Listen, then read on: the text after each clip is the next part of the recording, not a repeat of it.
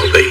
न जाने तेरे मुलायम जिस्म को कौन सुख देता होगा। वाली औरत ने गुस्से से भरी लाल आंखों से उसे घूरा।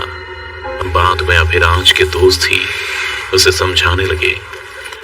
दोस्तों के बीच ये सारी बातें चल ही रही थी, पर जब उसने पीछे देखा तो कोई था ही नहीं।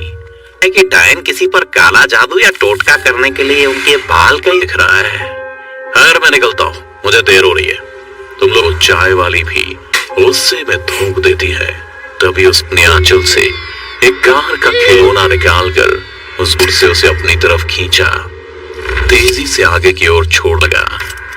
जैसे जैसे वो बच्चा उस कार के साथ करता, और ये सब कुछ अविराज की समझ से परे था। हवाएं बाएं भागे जा रही थी। अविराज बस किसी भी तरह।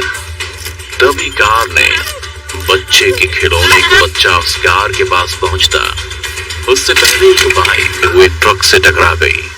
उसकी हालत भी ऐसी हो गई थी कि सांसें उसका साथ छोड़ने लगी थी। और कुछ पल बाद ही अविराज बल्कि जोर जोर से हंसने लगा था। देखते ही देखते ने मारा है जिसने पहले अपने परिवार, अपने पति ने खूबसूरती तो उसे अप्सरा से दी थी, पर साथ में जिस बाप को उसकी देखभाल करनी चाहिए थी, उसने दारू पी घर का एक एक काम करने के बाद भी उसे कभी उठाना तब मिलता जब कोई झूठा छोड़ देता। तिहारा को बस एक ही आस थी कि एक दिन उसकी जिंदगी में कोई ऐसा और एक अधेड़ उम्र के आदमी को सिर्फ 10,000 रुपए में बेच है तो मेरा पति ही ना। पर उसके लिए मंदिरा उसकी बीवी, इन सभी चीजों के बीच बस उसका सौतेला तेवर गजराज ही था। और उसने भी बहुत कुछ झेला था जब भी उसका भाई घर में नहीं होता था। एक दिन जब वो ऐसे ही अंदर पहुंचा तो वो मंदिरा को बिस्तर पर बिठाते हुए बोला, और बाज कह के रोज आपको मारते पीटते हैं। गजरा पहले तो लगा था कि इनके मन में मेरे लिए प्यार एक न एक। बात को गजराज उसकी बचकानी बात समझ हंसी में उड़ा पर काला जादू करके मार दो भैया को।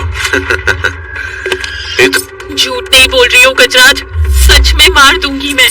तो अंदर कमरे में बुड्ढू के साथ बंद कर लेती है। पति के लिए काल बन रहा था। वो भिन भिनाते हुए अपने सौतेले भाई गजराज को ढूंढ रही थी, पर वो उसे बाहर बुला था।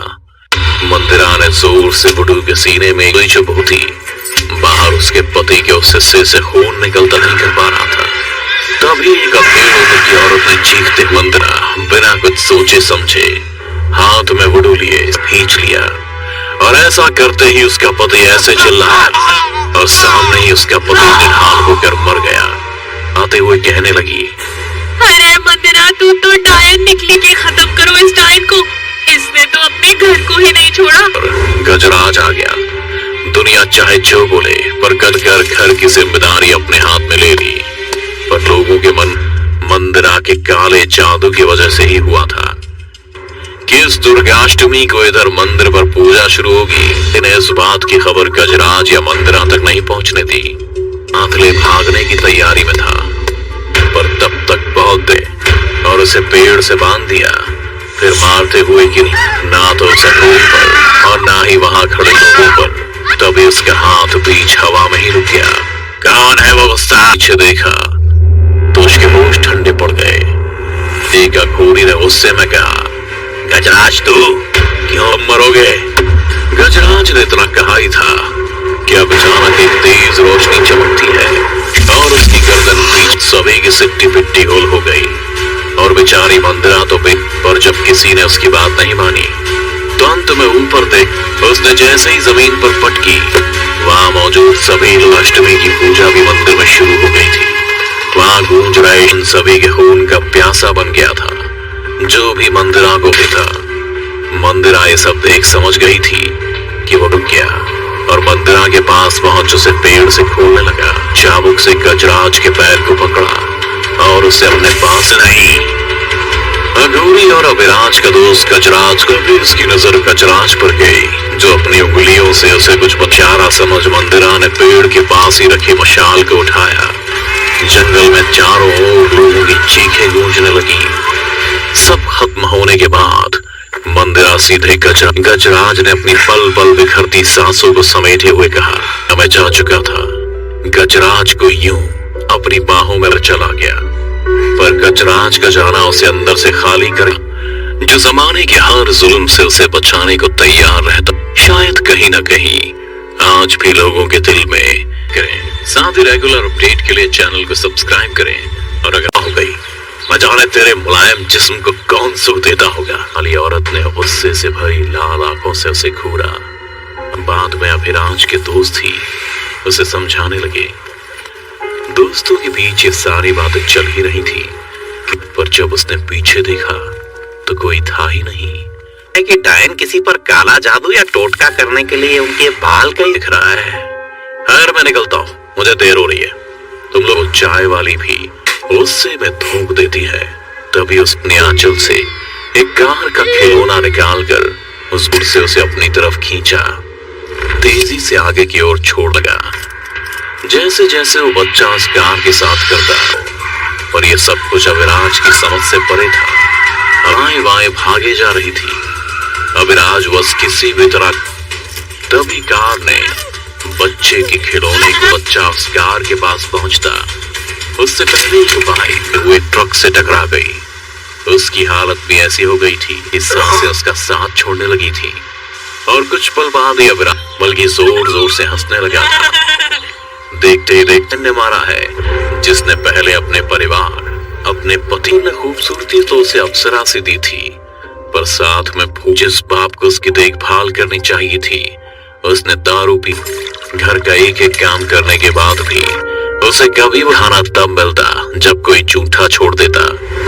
तिहारा को बस एक ही आस थी कि एक दिन उसकी जिंदगी में कोई ऐसा और एक अधेड़ उम्र के आदमी को सिर्फ 10,000 रुपए में बेच है तो मेरा पति ही ना। पर उसके लिए मंदिरा उसकी बीवी, इन सभी चीजों के बीच बस उसका सौतेला तेवर गजराज ही था। और उसने भी बहुत कुछ झेला था जब भी उसका भाई घर में नहीं होता था। एक दिन जब वो ऐसे ही अंदर पहुंचा तो मंदिरा को बिस्तर पर बिठाते हुए बोला, और बाज कह के रोज आपको मारते पीटते हैं। गजराज पहले तो लगा था कि इनके मन में मेरे लिए प्यार एक नहीं। बात को गजराज उसकी बचकानी बात समझ हंसी में उड़ा पर काला जादू करके मार दो भैया को। झूठ नहीं बोल रही हूँ गजराज, सच में मार दूंगी मैं। तो अंदर कमरे में बुड्ढू के साथ बंद कर लेती है। पति के लिए काल बन रहा था। वो भिन-भिनाते हुए अपने सौतेले भाई गजराज को ढूंढ रही थी, पर वो उसे बाहर बुलाता। मंदिरा ने जोर से बुड्ढू के सीने में कोई चुभू थी। बाहर उसके पति के उस हिस्से से खून निकलता नहीं कर पा रहा था। तभी एक अधेड़ उम्र की औरत ने चीखते मंदिरा बिना कुछ सोचे समझे हाथ में बुड्ढू लिए खींच लिया। और ऐसा करते ही उसका पति ऐसे चिल्लाया और सामने ही उसका पति निहाल होकर मर गया। आते हुए कहने लगी, अरे मंदिरा तू तो डायन निकली के खत्म करो इस डायन को। इसने तो अपने घर को ही नहीं छोड़ा। गजराज आ गया। दुनिया चाहे जो बोले, पर गदगर घर की जिम्मेदारी अपने हाथ में ले ली। पर लोगों के मन मंदिरा के काले जादू की वजह से ही हुआ था कि इस दुर्गाष्टमी को इधर मंदिर पर पूजा शुरू होगी। इन्हें इस बात की खबर गजराज या मंदिरा तक नहीं पहुंचने दी। आंखले भागने की तैयारी में था, पर तब तक पहुंच गए और उसे पेड़ से बांध दिया। फिर मारते हुए कि ना तो जमीन पर और ना ही वहां खड़े लोगों पर। तभी उसका हाथ बीच हवा में ही रुक गया। कौन है वो? पीछे देखा तो उसके होश ठंडे पड़ गए। एक अघोरी ने उससे मैं कहा, गजराज तू क्यों मरोगे?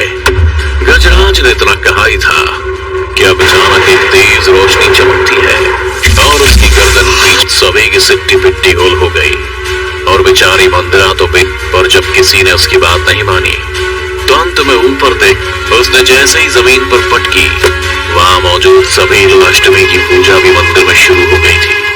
वहां गूंज रहे इन सभी के खून का प्यासा बन गया था जो भी मंदिरा को देखा। मंदिरा ये सब देख समझ गई थी कि वो रुक गया और मंदिरा के पास पहुंच उसे पेड़ से खोलने लगा। चाबुक से गजराज के पैर को पकड़ा और उसे अपने पास नहीं।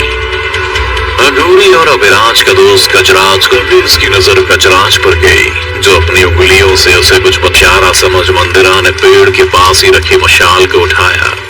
जंगल में चारों ओर लोगों की चीखें गूंजने लगी।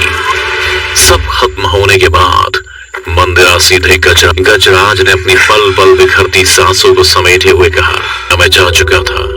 गजराज को यूं अपनी बाहों में चला गया, पर गजराज का जाना उसे अंदर से खाली कर, जो जमाने के हर जुल्म से उसे बचाने को तैयार रहता, शायद कहीं ना कहीं आज भी लोगों के दिल में करें। साथ ही रेगुलर अपडेट के लिए चैनल को सब्सक्राइब करें और अगर